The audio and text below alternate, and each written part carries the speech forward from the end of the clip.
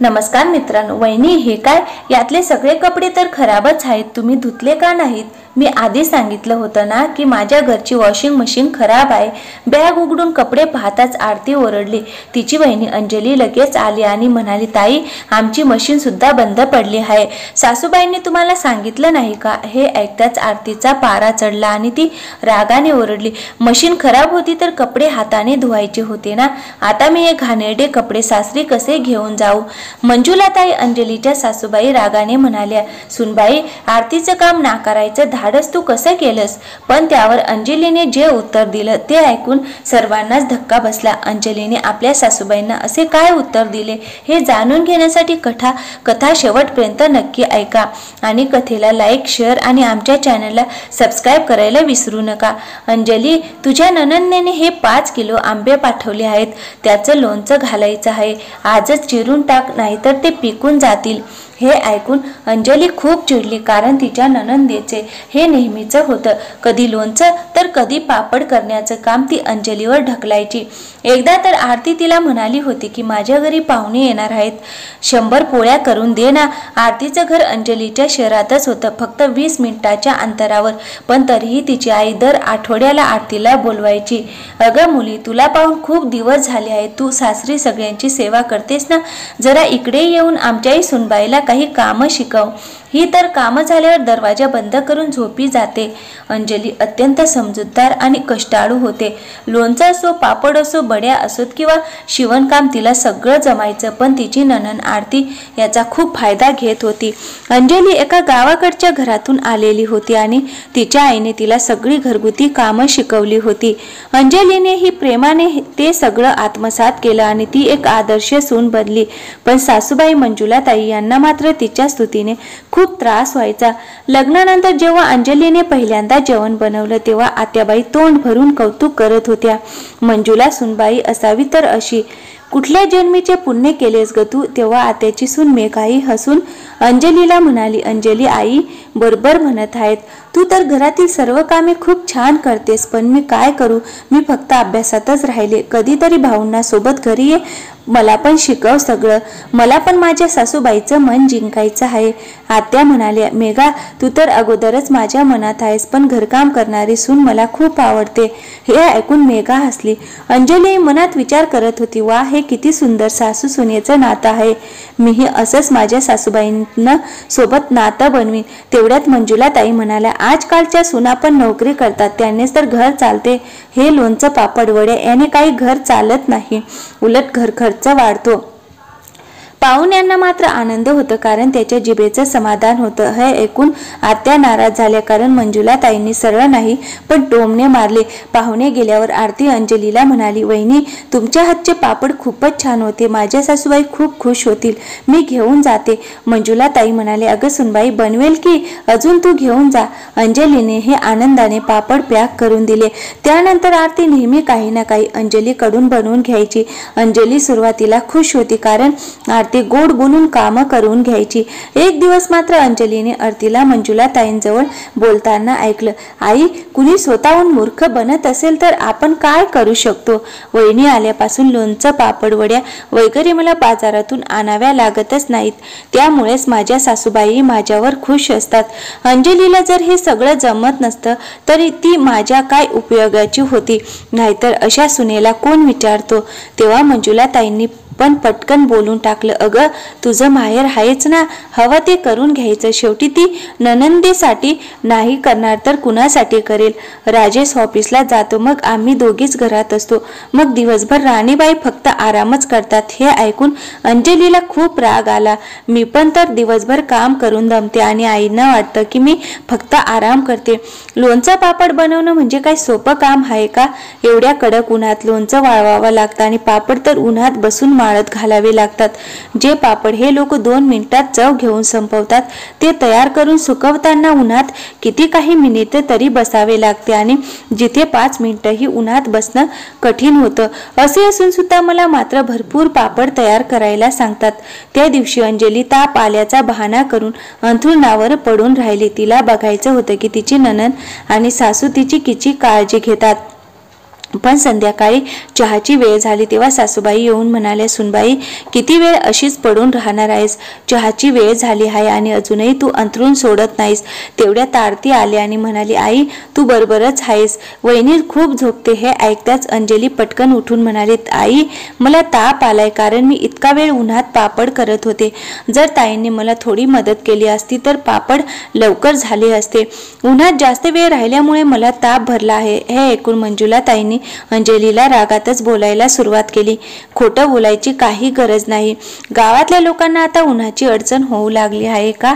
गपचूप उठ आणि चहा बनव, नाहीतर मीच तुला ओढून उठवेन. अंजली डोळे विस्पारून सासू आणि ननंदेकडे पाहतच राहिली. मग ती चहा बनवायला तर उठली, पण मनात ठरवलं की आता ती कधीच ननंदेसाठी कोणतेही काम करणार नाही. तिने चहा तयार केला आणि सासू व ननंदेसाठी ठेवला. तेव्हा आरती वाकडं तोंड करत म्हणाली, वहिनी तुमच्याकडे असाच चहा दिला जातो का? अगं थोडी तरी लाज बाळग, फक्त चहा घेऊन आलीस. तेव्हा अंजलीने रागाने उत्तर दिले, ताई मी तर गावातली आहे ना, मला कुठे काय शिष्टाचार माहीत आहे. तुम्ही सांगा चहासोबत अजून काय आणायला हवं होतं? अंजलीचं हे उत्तर ऐकून सासूबाईंनी तिच्या एक जोरात कानशिलात मारले आणि म्हणाल्या, तुझी जीभ खूपच चालू लागली आहे. तू ज्या गावातून आली आहेस ना तिथे तुला परत पाठवली, मग तुझी अक्कल ठिकाण्यावर येईल. सासूबाईंचे असे बोलणे ऐकून अंजली रडत रडत आपल्या खोलीत निघून गेली आणि जेव्हा राकेश ऑफिसमधून घरी आला तेव्हा अंजलीने त्याला सांगितलं, मी आजपर्यंत ताईच्या कोणत्याही कामाला नकार दिला नाही, पण याचा अर्थ असा नाही की त्यांनी मला मोलकरीण समजावे. मी गावातली सरळ साधी मुलगी आहे म्हणून मला मूर्ख समजून चालेल असं नाही. त्या आजपर्यंत माझं कौतुक करत राहिल्या म्हणून मी पण त्यांच्यासाठी पापड लोणचं करून देत राहिले. पण आज त्यांच्या पापडांच्या नादात माझी उन्हात तब्येत बिघडली, पण तरी कुणालाही त्याची फिकीर नव्हती. मला जबरदस्तीने उठवून चहा बनवायला लावला. ताई स्वतः चहा बनवून घेऊ शकत नाहीत का? राजेशने रागाने अंजलीकडे पाहिलं आणि म्हणाला, मी आत्ताच ऑफिसमधून आलो आहे आणि तू लगेच सुरू झालीस. प्रत्येक ननंद भावजया प्रत्येक जाऊ जाऊ अशाच एकमेकींच्या तक्रारी करत असतात. जर तुझी तब्येत खराब आहे तर शांतपणे झोप. त्या रात्री आरतीला परत आपल्या घरी जायचं होतं आणि तिचा नवरा तिला घ्यायला येणार होता. तेव्हा मंजुलाताई अंजलीकडे येऊन म्हणाल्या, नवऱ्याला दाखवण्यासाठी परत अंथरुणात गेली आहेस? पापड काय बनवलेस म्हणून मोठे उपकार केलेस का? त्यामुळे आता स्वयंपाक पण करत नाहीस. गावातल्या सुना इतक्या हुशार असतात हे मी आज पहिल्यांदाच पाहते.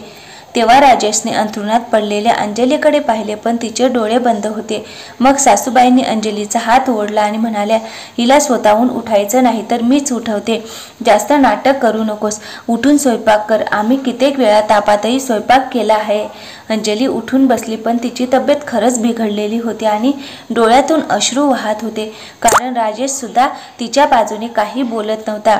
ती शांतपणे स्वयंपाकघरात गेली आणि पुलाव बनवायची तयारी करू लागली. पुलावाची तयारी बघून मंजुलाबाई तिचे केस ओढून म्हणाले, सुनबाई आता तुझी खूपच नाटकं सुरू झाली आहेत. शांतपणे 2 भाज्या, कोशिंबीर, वरण भात सगळं बनव. तुमच्याकडे असले लाड, पण आमच्याकडे असं काही नाही. अंजलीला चक्कर येत होती, पण तरी तिला सगळा स्वयंपाक करावा लागला. तेव्हा राजेशने येऊन थोडी मदत केली, त्यामुळे काम लवकर झालं. पण आरती गेल्यानंतर मंजुलाताईंनी राजेशला खूप काही ऐकवलं आणि म्हणाल्या, आपल्या घरात मुलं कधी स्वयंपाकघरात जात नाहीत. तू कधी तुझ्या बाबांना कधी भाजी चिरताना पाहिलं आहेस का? त्यामुळे तू सुनबाईला मदत करत होतास. राजेशने रागाने आपल्या आईकडे पाहिलं आणि म्हणाला, आई मी सगळं पाहिलं आहे. अंजलीची तब्येत खरंच बरी नाही. राजेश तिची बाजू घेतो हे बघून मंजुलाताईंचा जळफळाट होऊ लागला. त्या बडबड करत म्हणाल्या, आमचे नवरे तर कधी आमच्यासाठी एवढं करत नव्हते आणि ही सुनबाई घरात काय आली, लगेच माझ्या मुलाला तिच्या भोवतीच फिरायला लावते. राजेशमुळे मंजुलाताई काही दिवस शांत होत्या, पण नंतर एक दिवस आरतीचा फोन आला. ती म्हणाली, आई माझी वॉशिंग मशीन खराब झाली आहे. खूप सारे कपडे खराब झाले आहेत. चादरी, पडदे सगळं धुण्यासाठी पडलंय. मी एवढे सगळं हाताने कसं धुणार? बाहेर धुवायला दिले तर खूप पैसे लागतील आणि तुला माहीत आहे त्यांचा पगार किती आहे. त्यावर सासूबाई म्हणाल्या, बाळा तू ते कपडे इथेच घेऊन ये, इथे धुवून टाकू.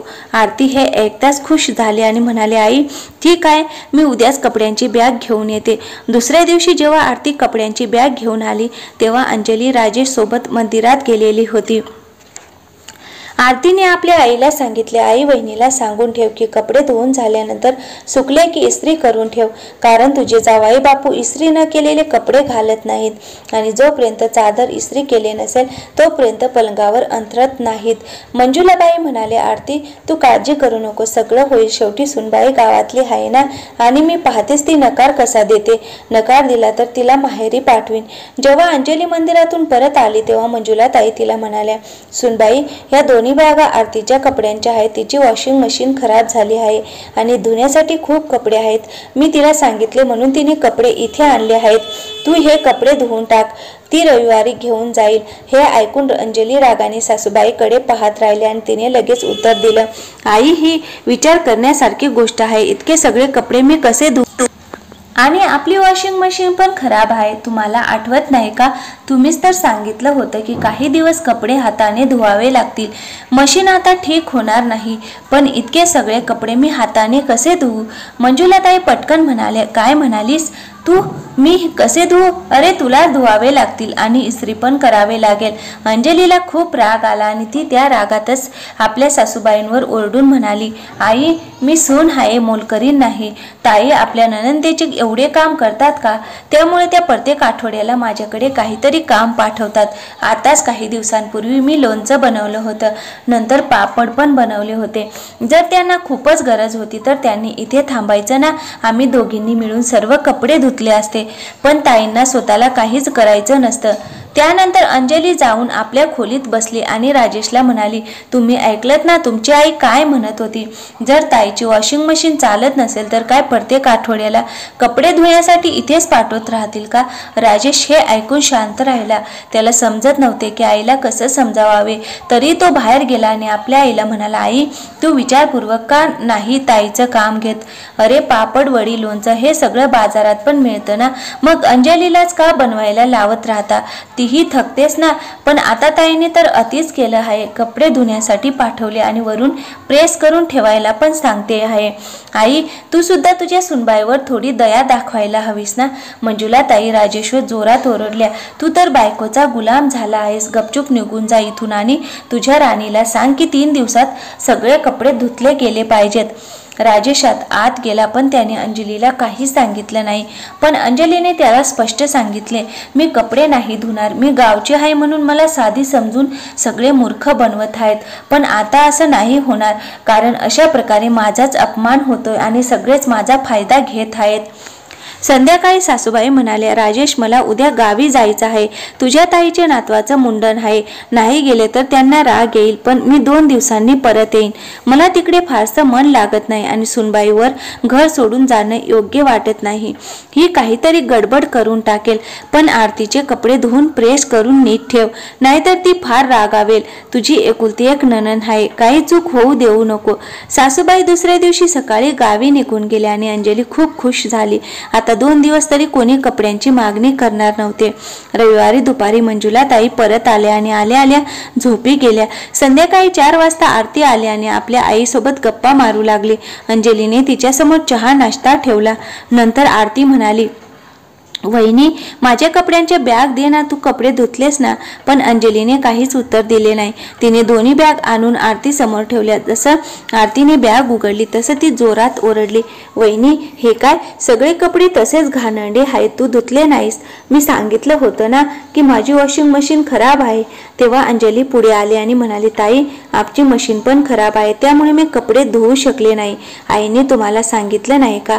हे ऐकताच आरतीचा पारा चढला. जर मशीन खराब होती तर हाताने धुवायचे होते ना. मी आता घाणेरडे कपडे सासरी घेऊन कसं जाऊ? मंजुलाताई अंजलीवर रागावून म्हणाल्या, सुनबाई तुझी हिंमतच कशी झाली आरतीचं काम न करण्याची? मी तुला सांगून गेले होते की कपडे धुवून प्रेस करून ठेव, मग तू का नाही काम केलं नाहीस? यावर अंजलीचं उत्तर ऐकून सगळे थक्क झाले. अंजली म्हणाली, आई तुम्ही गावी गेल्यावर ताईंचे सासरे आणि ताईंचा नवरा घरी आला होता. ते जवळच्या मंदिरात गेले होते म्हणून इथे आले होते. त्यांनी राजेशला सांगितले की तुमची बहीण ऑटोमॅटिक वॉशिंग मशीन मागते, पण माझी परिस्थिती अशी नाही की आता मशीन विकत घेऊ शकेन.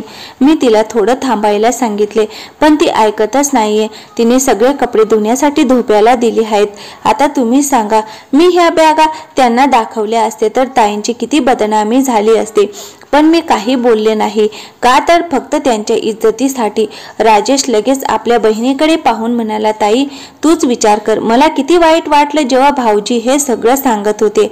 आणि जास्त राग तेव्हा आला जेव्हा समजलं की तू आमच्याशी खोटं बोललीस. किती दुःखाची गोष्ट आहे ही की तू तुझ्या वहिनीला कपडे धुवायला सांगणार आणि भाऊजींकडून धुण्याचे पैसे तू घेणार. तुझी वहिनी माणूस नाही का? तुम्ही दमता तशी ती ही दमते. आई, हे सगळं फक्त यामुळे होत आहे कारण तुम्ही कायम ताईंचीच बाजू घेता. त्याबरोबर असो वा चूक तुम्ही कधी विचारच केला नाहीत. आपल्या मुलीबद्दल हे ऐकून मंजुला ताईंना राग आला आणि त्या आरतीला ओरडले, आरती हे किती चुकीचं आहे. तू विनाकारण जावयांकडे मागण्या करत आहेस.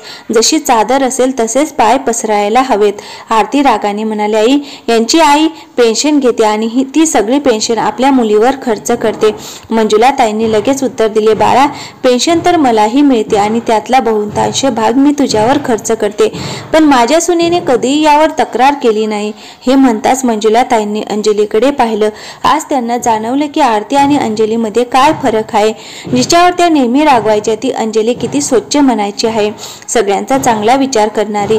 त्या आरतीवर रागावून म्हणाले, आरती तू कायम आपल्या वहिनीला म्हणायचीस किती मूर्ख आहे, पण आज तिच्या मूर्खपणामुळेच तुझी अब्रू वाचली. हिला वाटलं असतं तिने तुझं खरं सांगून जावयांसमोर तुला अपमानित केलं असतं, पण तिने तसं केलं नाही कारण तिला तुझा मान राखायचा होता. हे ऐकून आरती शांत झाली. तिच्या तोंडाला अक्षरशः कुलूप लागलं आणि आज मंजुला ताईंनाही हे उमगलं होतं की त्या किती चुकीच्या होत्या. त्या दिवसानंतर आरतीने असं वागणं थांबवलं. अंजली आता आपल्या मनापासून काहीतरी बनवूनच सगळ्यांना द्यायची, त्यामुळे ते सुद्धा जास्त दमायची नाही.